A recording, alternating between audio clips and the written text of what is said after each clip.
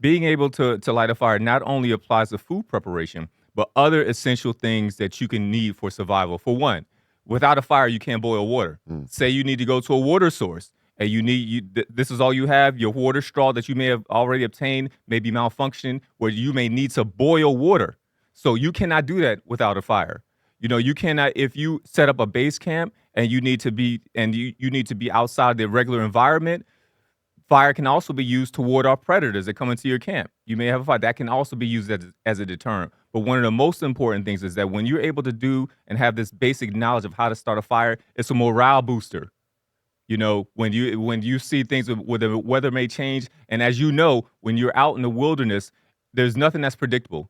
Things can pop up left and right, and you always have to be ready to address those issues. And so, by able to have this basic skill, basic supplies to start a fire, this will aid you in that and will alleviate the stress that may come along with through that experience. So what would I need? Why would I need storm-proof matches if I already have regular matches and lighters? Because when someone hears this, they're thinking, I already have a stash of regular matches. Hmm. I have, several regular lighters. Hmm. Well, let me just present to you something from the Great Controversy, when in reference to what took place, and I'm talking to you from a historical point now, and I'm going to refer to the Waldenses. Those who adhered to those who adhered to the faith now withdrew. Some forsaking their native Alps raised the banner of truth in foreign lands. Others retreated to the secluded glens and rocky fastness of the mountains and there preserved their freedom to worship God. So what we see, Pastor, is that when these individuals, when it came time for the Waldenses to flee, Mhm, they wanted their options was to go higher into the mountains. mhm, Now, what has happened, what we found out, and what we've discovered is that in particular situations at higher altitude, your lighter may not work. mm, Your regular matches may not work. mm. So what we have now in the society that we live in, that address that issue was met, and that's where we have stormproof and windproof matches. That even if you carry these matches, you may be crossing a lake, you may be trying to flee, you fall into a lake, you fall, water may just overcome you.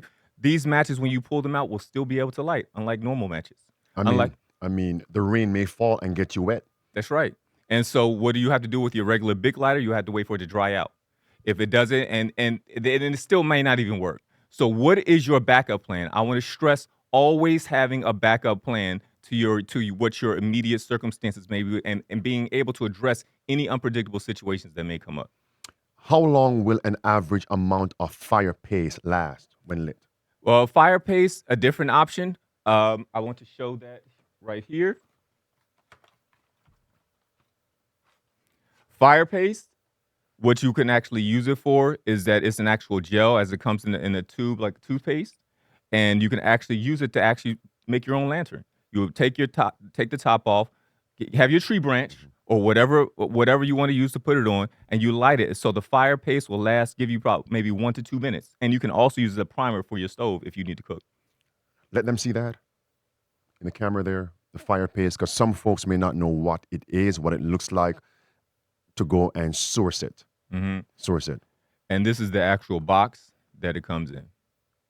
Wonderful. Let them see that. Excellent. Practical tips, survival tips. So, what would be a primary advantage of fuel tablets over the fuel paste? Well, primary advantage, let me show you the actual fuel tablets. Primary advantage over the fuel tablets over the fuel paste is that you have a longer burn time. Like I just mentioned, the fuel paste will last you maybe 1 to 2 minutes to allow you to adjust to what you need to do. But if you were to actually want a sustained flame over a longer period of time, that is where the fuel tablets come in. And I want to actually show you what they look like. Okay. And one of the primary things about the fuel tablets is that the more you burn, the more you can actually maybe get close to actually boiling water or cooking. 1 to 2 tablets won't be enough. That'll be enough to start a fire, but not be enough to actually cook. So that's one of the disadvantages of the fuel tablet. I mean, let them see it. Fuel tablets. Wonderful.